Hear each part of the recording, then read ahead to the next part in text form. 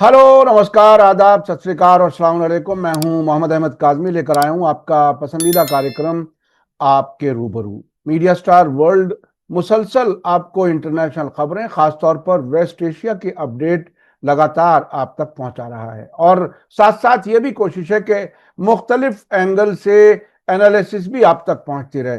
इसलिए मैं कुछ जानकार लोगों से, भारत में, भारत से बाहर, उन लोगों से भी आपकी मुलाकात कराता रहता हूं, ताकि जो कुछ हालात, जो घटनाएं घट रही हैं, उसके सिलसिले में एक्सपर्ट्स की क्या राय है वो भी आप तक पहुंच जाए। आज हम एक बार फिर जनाब आफताब कमाल पाशा साहब से बात कर रहे हैं, जो जवाहरलाल नेहरू यूनिवर्सिटी के गल्फ स्टडीज के एक लंबे अरसे तक डायरेक्टर और चेयरमैन रह चुके हैं, जो स्कूल ऑफ इंटरनेशनल स्टडीज का हिस्सा है।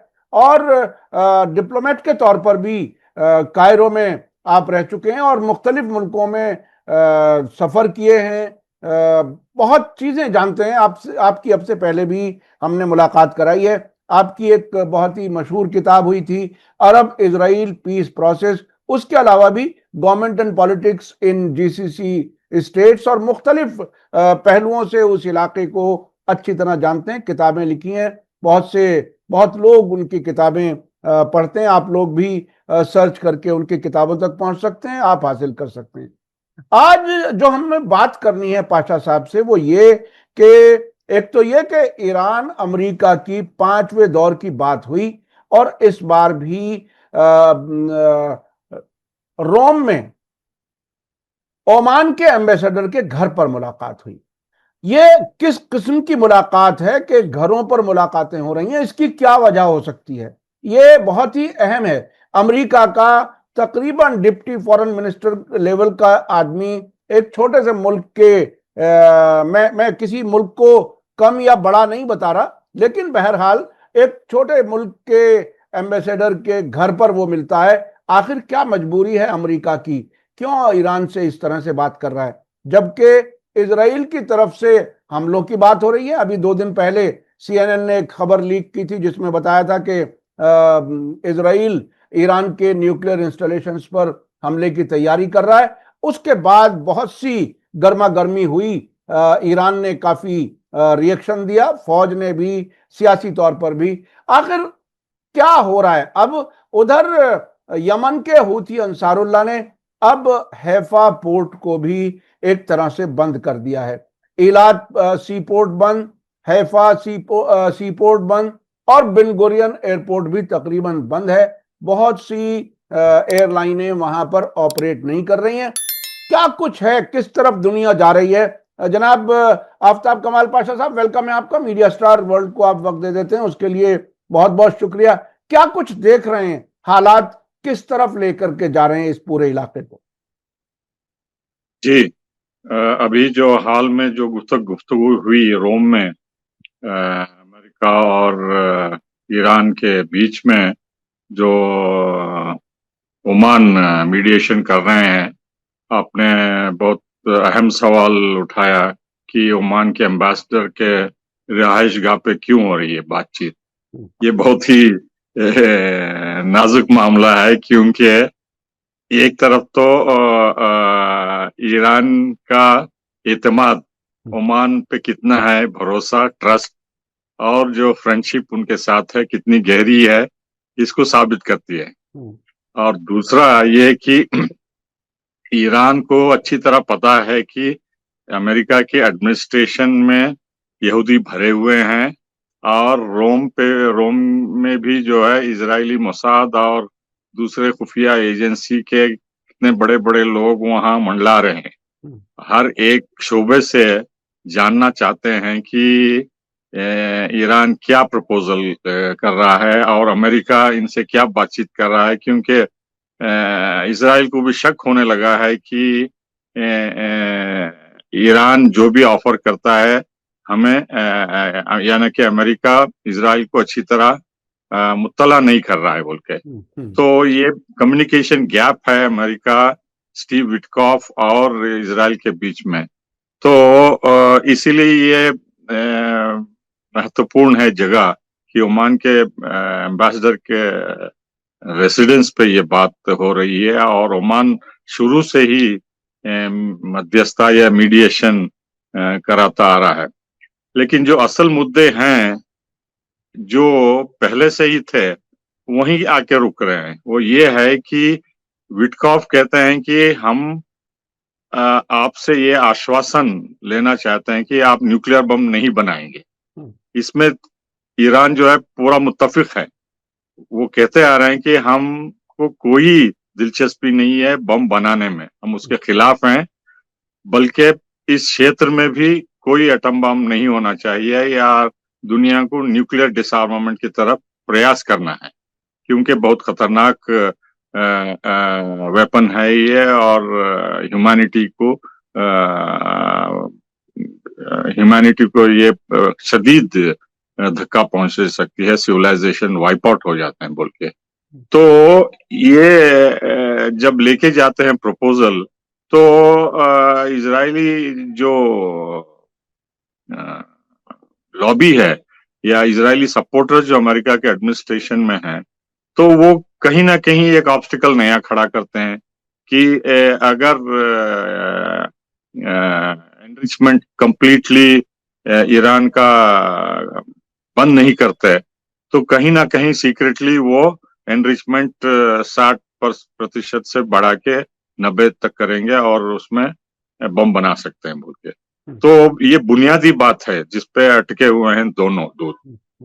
पहले लचकदार रवैया विटकॉफ ने कहा कि हमें सिर्फ इसी बम नहीं बनाने के आश्वासन पे हमें एग्रीमेंट को स्टार्ट करना, लेकिन धीरे धीरे उन्होंने कंप्लीट बैन एनरिचमेंट को ही उठाया इजराइल के दबाव में आके।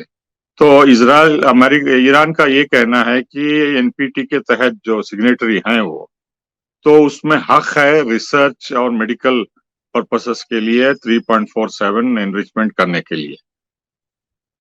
वो बार बार इसरार करता आ रहा है कि हमें इस फील्ड में हमें जानकारी होना जरूरी है, हमें बम नहीं बनाते बोल के हम जो भी आपको गारंटी चाहिए हम देंगे, और जो एनरिचमेंट करे हैं 300 किलोग्राम का जो यूरेनियम, हम वो भी बाहर ईरान से कहीं महफूज जगह रखने के लिए या रूस हो या दूसरी थर्ड कंट्री में रखने के लिए तैयार हैं बोल के उस पर भी आमादा हुआ है। तो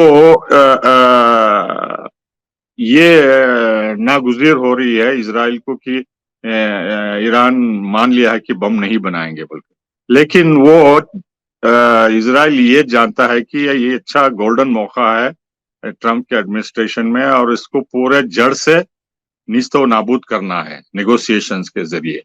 तो ये कोशिश कर रहा है कि पूरा न्यूक्लियर प्रोग्राम जो है डिसमेंटल कर दे ईरान का किसी भी तरह, कि उसको आगे चल के JCPOA या जो अग्रीमेंट होने वाला है या किसी भी खतरे का सामना इजराइल को करना ना पड़े बोल।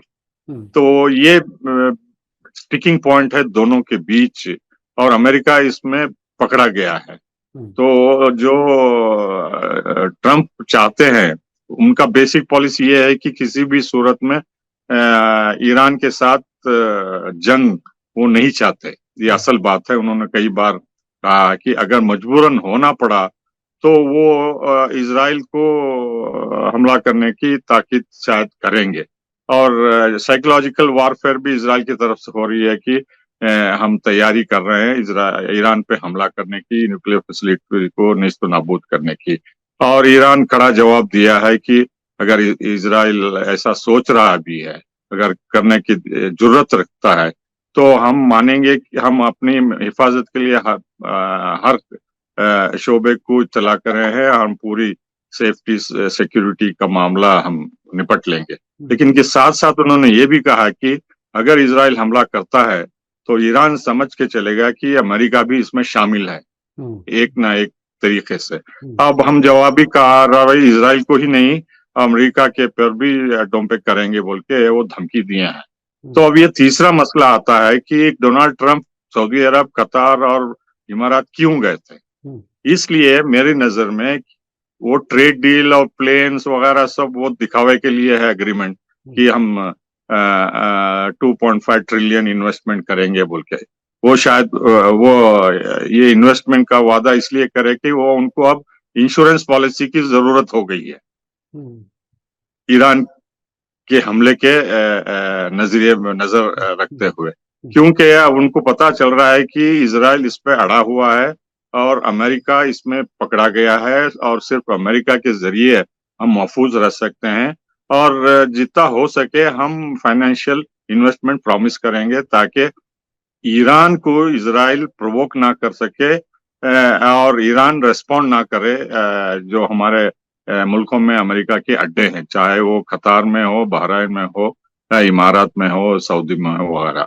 तो ट्रम्प साहब शायद मान गए हैं, तो इसीलिए उन्होंने कहा कि हम हर मुमकिन कोशिश करेंगे ईरान के साथ मुआहदा करने के लिए। लेकिन अभी भी उनके दिल में शक है, डर है खाड़ी के देशों में कि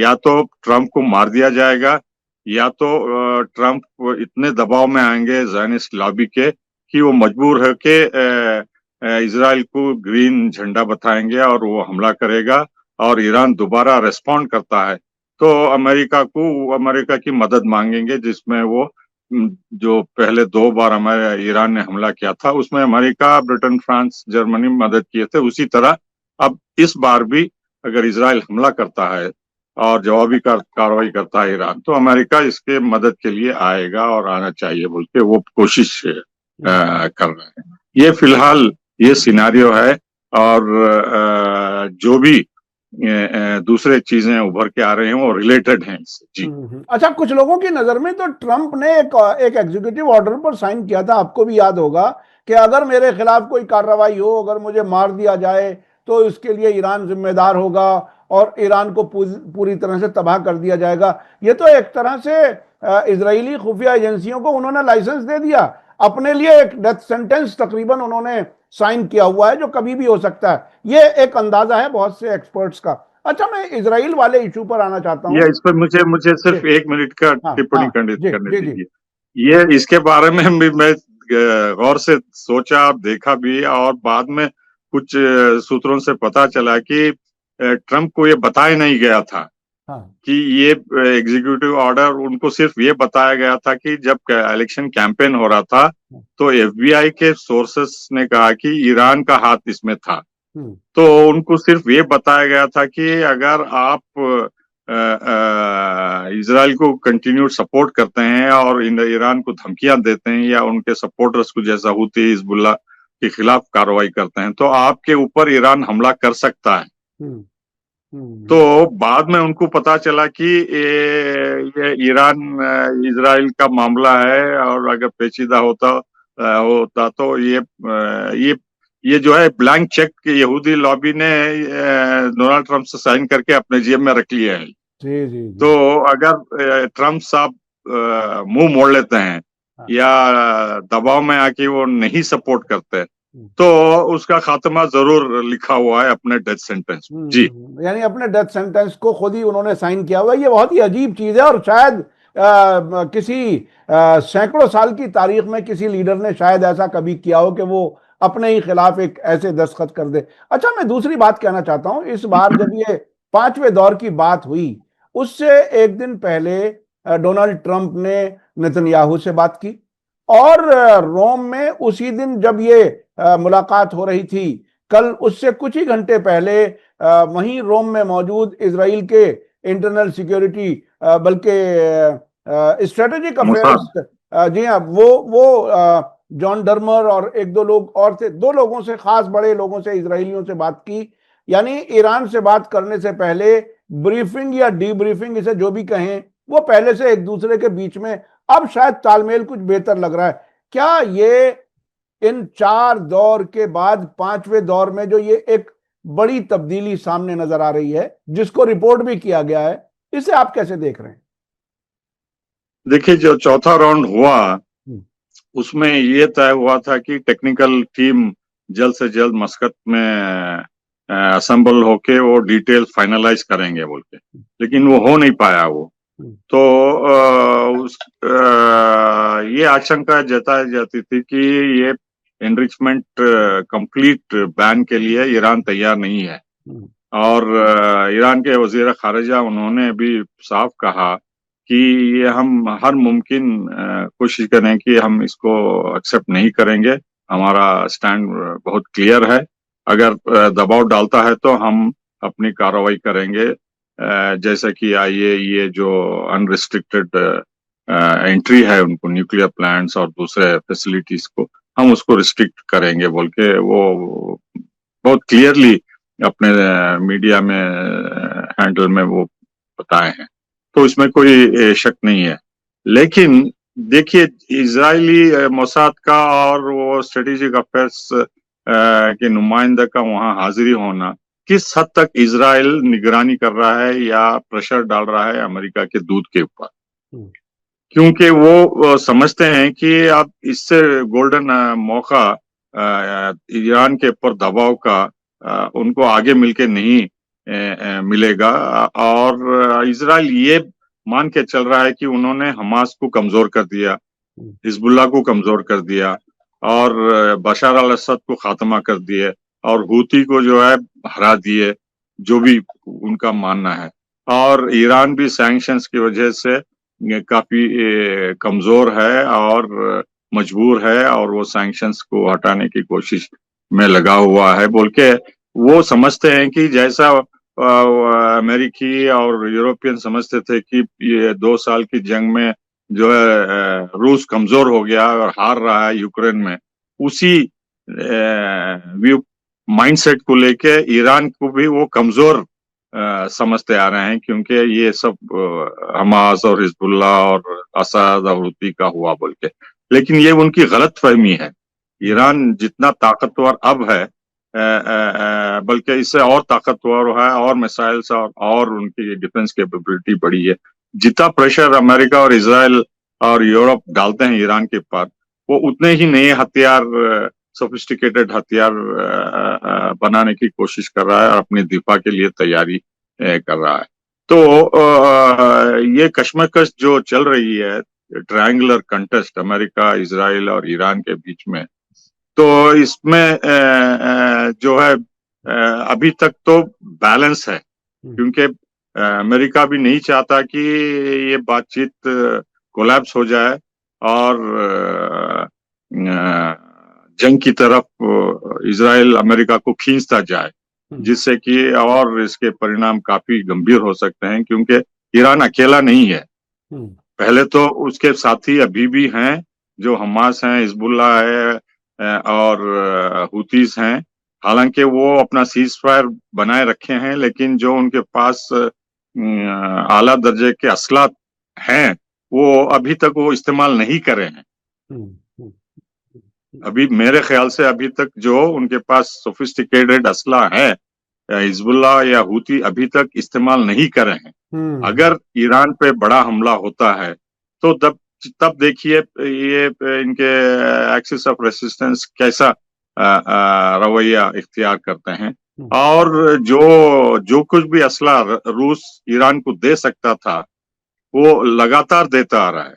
और सबसे बड़ी बात यह है कि चीन भी अपने अच्छे से अच्छे असला मिसाइल्स ईरान को दिया है। और सबसे बड़ी बात यह है कि जब इंडो पाकिस्तान की जंग हुई तो चीन का सैटेलाइट इंफॉर्मेशन बहुत जरूरी था पाकिस्तान को। उसी तरह ईरान को भी रियल टाइम सैटेलाइट डेटा एक देश ने 2 देश देने के लिए आगे बढ़े हैं, रूस और चीन। उनके सैटेलाइट 24 घंटे ईरान के पूरे इलाके में इर्द गिर्द में सैटेलाइट इंफॉर्मेशन दे रहे हैं, जिससे जो भी अमेरिका या हवाई अड्डा, इजरायली हवाई अड्डे से ईरान की तरफ जो हवाई जहाज मुंतकिल होता है उनके एयर स्पेस में, इत्तला मिल जाती है ईरान को और उनके ऑटोमेटिक ईरान के डिफेंस एक्टिव होते हैं और ईरान के अंदर दाखिल होने से पहले ही उसको निशाना बनाएंगे और दोबारा उसको रेस्पॉन्स करने की ईरान में भी क्षमता है और वो एक्टिवेट हो जाएंगे। तो इस लिहाज से अमेरिका जानता है कि ईरान सिर्फ इजराइल पे हमला, जवाबी हमला नहीं करेगा, लेकिन अमेरिका के अड्डे पे भी उसको हमला करेगा। और इसके साथ रूस और चीन भी हैं बैकग्राउंड में। सैटेलाइट इंफॉर्मेशन आजकल बहुत जरूरी है, क्योंकि रियल टाइम में अगर आपको इंफॉर्मेशन नहीं मिलता कितने हवाई जहाज ईरान की तरफ आ रहे हैं बोल के, तो उनको जो एयर डिफेंस है, चाहे S-400 हो या एंटी एयरक्राफ्ट मिसाइल्स हो या जो भी है, तो उनको इतला फौरन मिल जाएगी। तो इसलिए अमेरिका भी ये इसमें डरा हुआ है कि सिर्फ ईरान ही ताकतवर नहीं है, इनके पीछे दो बड़े ममालिक है जो अमेरिका के दुश्मन हैं, और ईरान के साथी भी जो हैं, जो हिजबुल्लाह और हुती और ईरान हमास तो हर दिन इजरायली फौजों को खदेड़ रहा है वहां, एक ना दो हर दिन शहीद मारे जा रहे हैं इजरायली फौज के। तो ये सब बहुत पेचीदा होता जा रहा है, और ट्रंप जो है वो अच्छी तरह जानते हैं कि अगर ईरान पे हमला होता है तो सिर्फ ये बायलैटरल हमला नहीं होगा जैसा पहले हुआ कि इजराइल ने 2 बार हमला कर दिया और जवाबी हमले में ईरान ने 2 बार बमबारी कर दी, लेकिन ये इसके दायरे में दूसरे खाड़ी के देश भी मुलविस होंगे जो कि नहीं होना चाहते, क्योंकि उनकी बर्बादी भी लिखी हुई है कि अगर ईरान इन पे बमबारी करता है तो उनका इंफ्रास्ट्रक्चर भी तहस नहस हो सकता है, जिससे पूरी दुनिया पे ऑयल की किल्लत और इकोनॉमिक रिसेशन बढ़ जाएगा। जी, आपने जो रियल टाइम इंफॉर्मेशन की बात की, खुफिया मालूमात, उसमें तो इस ऐसा महसूस हो रहा है सर कि ईरान वो सिर्फ अपने पास इंफॉर्मेशन नहीं रखता बल्कि एक्सिस ऑफ रेजिस्टेंस के सारे पार्टनर्स को पहुंचती है। और ये अभी ताजा जो बयान आया है हैफा पोर्ट के सिलसिले में, उसमें इस हद तक है कि जो जहाज आ रहे हैं जा रहे हैं हम उन्हें भी रोकेंगे, एक जहाज से दूसरे जहाज में अगर माल लादा जा रहा है हम उस पर भी नजर रखे हुए हैं। तो हूथी अंसारुल्लाह को इतनी गहराई से ऑन टाइम इंफॉर्मेशन है, ऐसा महसूस होता है उनके बयानों से। अच्छा, अभी ये जो बातचीत पे जो एक दबाव का जो सिलसिला, जैसा कि आपने बताया कि ये ईरान पर हमले की धमकी या खबर लीक होना, इस किस्म की जो खबरें हैं, लेकिन ईरान ने भी तो बहुत ही बेहतरीन तरीके से दबाव का तरीका अपनाया। आपको याद होगा कि उनके सुप्रीम लीडर ने कह दिया कि हम बात ही नहीं करते, फिर उसके बाद में मजबूर हुआ अमेरिका बात करने के लिए। और अब ईरान का फॉरेन मिनिस्टर ये कहता है, उसने बहुत ही दिलचस्प अंदाज में एक्स पर पोस्ट किया है कि नो एटम बम ईरान, मतलब एग्रीमेंट हो सकता है, नो एनरिचमेंट नो एग्रीमेंट, ये बहुत क्लियर उनकी तरफ से है। और ये भी कहा जा रहा है कि हम गोल पोस्ट चेंज नहीं होने देंगे। इसके बावजूद भी अगर अमेरिका बातचीत करने पर मजबूर है, तो क्या ईरान ने अमेरिका की मजबूरी को अच्छी तरह समझ लिया है? जी, बहुत अच्छी तरह।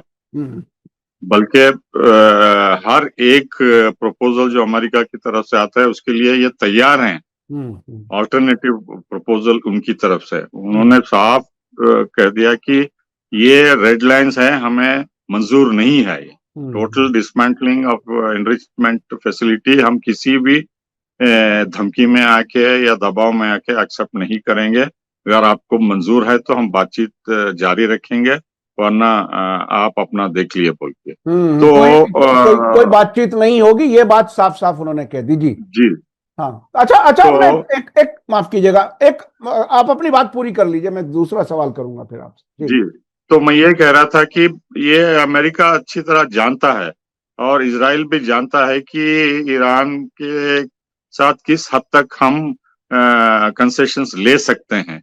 अगर उस पर उसको मजबूर किया जाए जो कि वो चाहते हैं, तो ये बात आके रुक जाएगी और उन्हीं का नुकसान होगा, क्योंकि जिस स्ट्रेटेजिक एडवांटेज पे इजराइल खड़ा है और अमेरिका उसको सपोर्ट करने के लिए तैयार है, इससे बेहतर मेरे ख्याल से मौका आगे नहीं मिलेगा, क्योंकि जो अंदरूनी हालत इजराइल में है वो दिन ब दिन पेचीदा होते जा रहे हैं और किसी भी वक्त नेतन्याहू की हुकूमत गिर सकती है और वहाँ जो सिविल वॉर कंडीशन की तरह है आर्मी और गवर्नमेंट के बीच में, और जो लोग 61% जो नेतन्याहू के खिलाफ हैं वो हर दिन सड़कों पे आ रहे हैं और डिमांड कर रहे हैं कि नए इलेक्शंस होना चाहिए। ये पर्सनल एजेंडा की वजह से ये जंग जारी रखा है और सिक्योरिटी मिनिस्टर का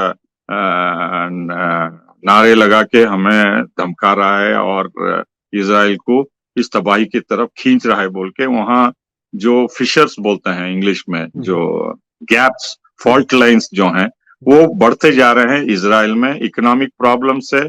जैसा आपने फरमाया कि हाइफा, इलात, बेन गुरियन एयरपोर्ट पे काफी असर हुआ है और हजारों के यहूदी जो इंडस्ट्रीज में 5,000 से ज्यादा जो स्मॉल स्केल इंडस्ट्रीज हैं जिनमें वो काम करते थे वो सब बंद पड़े हैं क्योंकि वो गाजा में लड़ रहे हैं वो, और कई लोग इजराइल छोड़ के भाग गए हैं डर और खौफ से।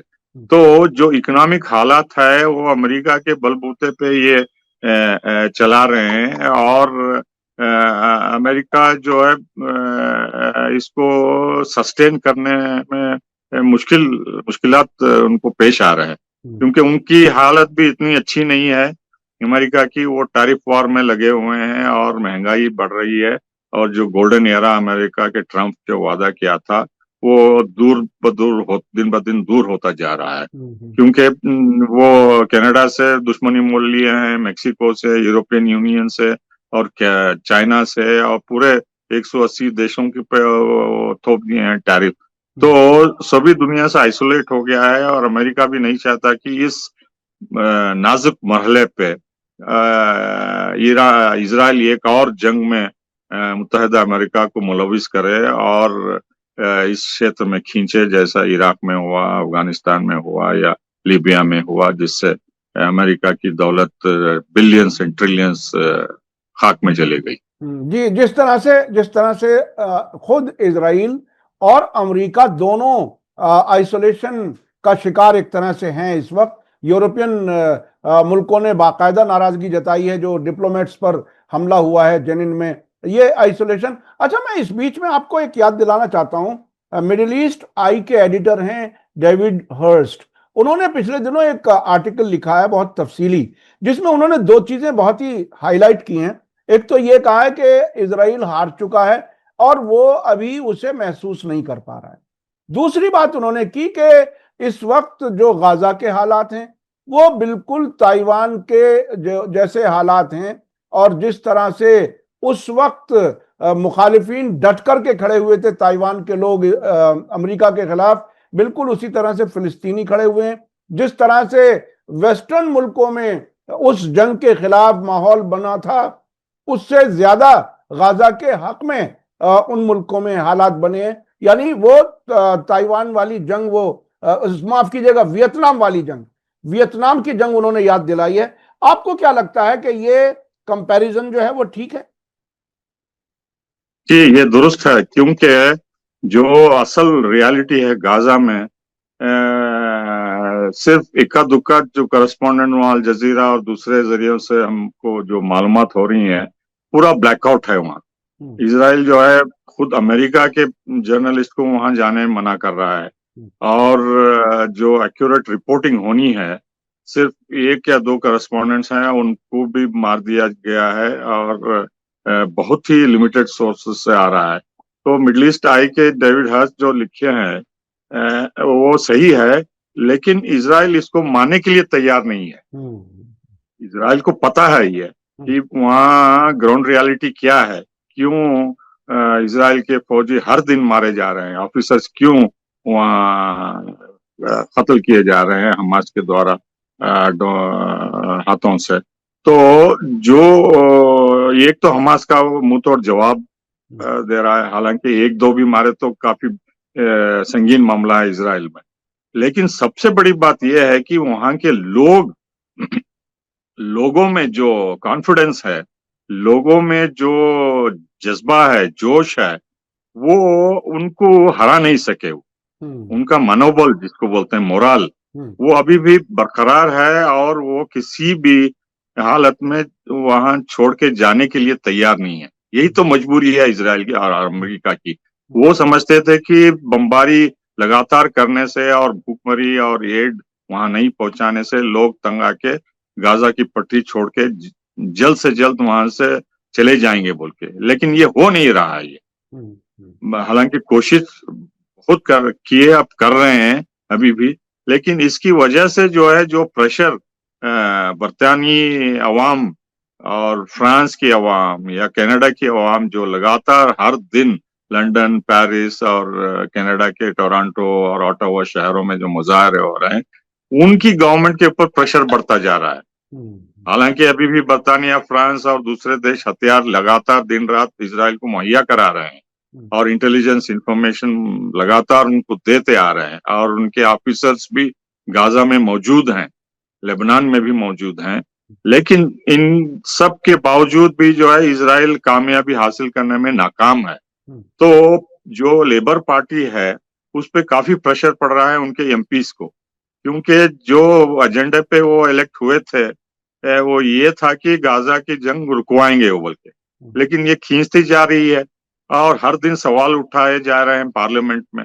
यही हो रहा है मैक्रोन के गवर्नमेंट के ऊपर भी, उनके ऊपर भी प्रेशर बढ़ता जा रहा है और कभी कहते हैं कि हम सैंक्शंस थोपेंगे, कभी हम रिकॉग्नाइज करेंगे फलस्तीन को बोल के। ये सब प्रेशर इंटरनल प्रेशर की वजह से हो रहा है, क्योंकि वो मान के चल रहे थे कि हमास को हमारी सब मदद से इजराइल के नेतन्याहू खदेड़ देंगे, जो कि वो उनका मुसम्मम इरादा है, लेकिन वो कर नहीं पा रहे हैं। अमेरिका भी यही चाहता था। अमेरिका के ट्रम्प ने कहा कि इसको जल्द से जल्द निपटाइए, इसको खत्म करिए। हालांकि कोशिश हो रही है, लेकिन ग्राउंड रियलिटी जो है वो अलग है।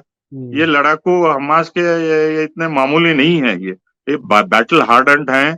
जैसा तालिबान ने मुंह तोड़ जवाब दिया अमेरिका का 20 साल से ज्यादा, या हुतियों ने जवाब दिया या हिजबुल्लाह ने दिया, तो ये 5वां हमला हो रहा है इजराइल का गाजा में हमास के अंडर। तो उनको पता है, अभी तक उनके सुरंगों में जा नहीं पाए और उनके बंदूकों को कहाँ है बोल के उनको पता भी नहीं है। तो इतनी प्लानिंग से इन्होंने तैयारी की है कि इजराइल को पता नहीं क्या करना है। तो ये तीसरी बार, चौथी बार, 5वीं बार नहीं, 10वीं बार फौज भेजे हैं गाजा में मुकम्मल तौर पे कब्जा करने के लिए। तो पिछले अटेम्प्ट्स में सब नाकामयाब रहे, तो इसीलिए मिडिल ईस्ट आई वाले अब ओपनली खुल के कह रहे हैं और बर्तानिया, फ्रांस और कनाडा और जर्मनी के लीडर्स भी कहते आ रहे हैं कि अब ये बहुत हो गया। जैसा स्पेन और दूसरे लीडर्स कह रहे हैं वहां के लीडर कि अब इजराइल को रैप अप करना है, इसको खत्म करना है, या तो नेतन्याहू को हटाना है बोल के ये मुसम्मम इरादा कर लिया। जी अच्छा, आखिरी एक खबर पर हल्का सा आपका कमेंट चाहिए, वक्त हमारे पास खत्म होने जा रहा है। अभी 2 दिन पहले लेबनान के अलमनार टीवी ने एक वीडियो जारी की है। वीडियो थोड़ा सा इसी महीने के शुरू की है। सीरिया के में अमेरिका के साबिक सफीर रॉबर्ट स्टीफोर्ड, उन्होंने बाकायदा अमेरिका में कहीं थिंक टैंक में एक तकरीर की है जिसमें उन्होंने कहा कि जोलानी को टेररिस्ट से एक पॉलिटिशियन बनाने में एक यूके की कोई एनजीओ ने जो काम दिया था उसमें मैं खुद भी शामिल था और मैं 2023 से अब तक कम से कम 4-5 मिला हूं। आखिरी मुलाकात सीरिया में राष्ट्रपति भवन में हुई है स्टीव फोर्ड की, और स्टीव फोर्ड वही है जो उस वक्त बाकायदा बशार अल असद के खिलाफ लोगों को उकसाते हुए बार बार रिपोर्टिंग भी हो रही थी। ये चीज अब खुल करके सामने आ गई। क्या अब भी किसी को यह सोचने की गुंजाइश है कि वो भला करेगा? बशार अल असद सुन्नियों के का कातिल था, ये सुन्नियों को बहुत प्यार करेगा, ये जो अभी तक भी कुछ लोगों के जहन में नैरेटिव है, अब आप कुछ कहेंगे इस पर? जी देखिए, ये सीआईए लगातार प्लानिंग करते रहते हैं। टेररिस्ट लीडर्स को वही तैयार करते हैं और उनका पर्दाफाश करके या उनका निकाब बदल के respectable president, prime minister, minister भी बनाते हैं। तो ये लगातार उनकी ट्रेनिंग होती है, कोशिश होती है, और जब चाहे वो इस्तेमाल करते हैं टेररिस्ट को, और जब चाहे उनका इमेज बदल के प्रेसिडेंट बनाते हैं, सूट बूट बदल के रेस्पेक्टेबल बना देते हैं, और दूसरे देशों में उनको निमंत्रण देने का प्लानिंग भी करते हैं, जैसा सऊदी अरब में उनके साथ हुआ, उसके बाद बहरीन में भी हुआ, फ्रांस में भी हुआ, दूसरे देशों में भी वो रेस्पेक्टेबल लीडर हो जाएंगे। हालांकि सभी लोगों को पता है कि इनके सर के ऊपर $10 मिलियन का प्राइज था। तो ये क्या कैसे थे, पहले अलकायदा के साथ उन्होंने क्या किया, सभी लोगों को पता है। ये सुन्नी शिया का मामला कैसा इस्तेमाल करते हैं अमेरिका और दूसरे देश, इराक में हमने देखा, और सीरिया में भी अभी देखने को आ रहा है, लेबनान में भी यही उनकी पॉलिसी थी, डिवाइड एंड रूल की। तो ये कोई नई बात नहीं है, लेकिन अच्छी बात है कि उन्होंने खुल के एक्सेप्ट कर लिया। यही खूबी है डेमोक्रेसी की, जो कि कम्युनिस्ट चाइना या रशिया में या क्यूबा में या भारत में भी नहीं होता। हालांकि रिपोर्ट्स यहाँ के लीडर के बारे में भी उसी तरह से आई कि 93 से जो है मोसाद हमारे प्रधानमंत्री को भी ट्रेनिंग देते आ रहे हैं, जिसमें अमेरिका का भी हाथ है, क्या क्या करके कैसा कैसा बना के उनको उभारते हैं, और गुजरात से लेके सीधा यहाँ तक थर्ड टर्म के लिए कैसा पहुंचे बोल के। तो ये जैसा जियाउल हक को आप जानते हैं, वो सिर्फ एक छोटे लेफ्टिनेंट जनरल थे, उनको तैयारी करके अम्मान भेजा गया ब्लैक सितंबर में 1970 में। उनको अहम रोल अदा करके किंग हुसैन ने उनको बड़े बड़े मेडल दिए, तारीफ किए कि आपने बड़ी कामयाबी हासिल की पीएलओ के खिलाफ, उनको भगा दिए जॉर्डन से, हमारा देश महफूज है।